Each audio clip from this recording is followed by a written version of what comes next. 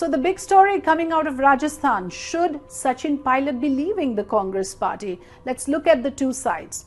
On one side, yes, he should be leaving the party. After all, here is a man who worked very hard to get a state like Rajasthan for the Congress party. Let's not forget, Sachin Pilot is believed to be the architect of Congress's win in Rajasthan. So he is well within his rights to expect a certain role, a certain position of power. He was not given the position of the chief minister. That was bad enough. But even now, as he operates as the deputy chief minister, he believes he is being sidelined time and again. Operating under the shadows of someone like Ashok Gehlot is not easy, because what it does is that it compromises you at many levels. Let's not forget, this is a profession like any other. I mean, this is a profession with a public profile.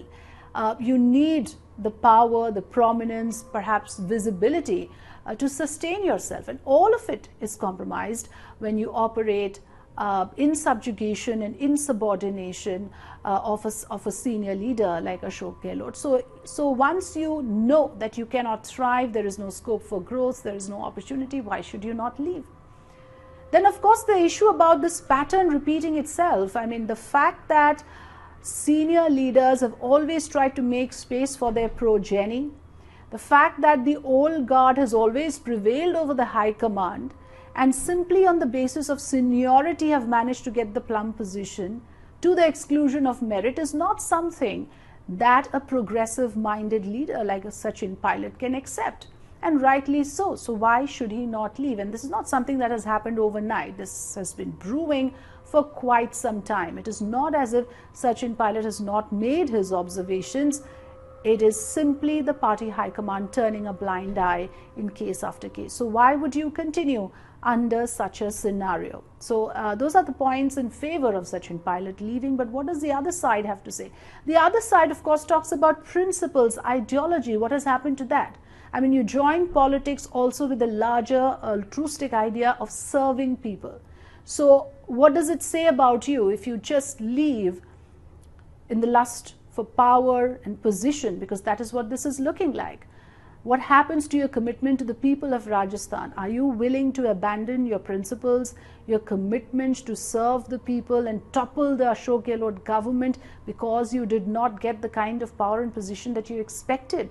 Because that would smack of opportunism. And when the chips are down, when the party needs you, you leave. What does it say about you? So those questions will be raised on the issue of principle, on the issue of ideology, because remember, Sachin Pilot, again, of course, is not a district level or simply a state level leader. He's a national face of the Congress party, and a lot of his following also comes from the fact, from those who subscribe to the Congress ideology. So is he willing to sacrifice all of that? These are important questions, but largely, of course, the question remains on whether the Congress leadership is ever going to admit that it has failed to retain and nurture the real talent of the party. Like I said, whether it is a Jyotiraditaya Scindia or a Sachin Pilot, these are names that the party is identified with.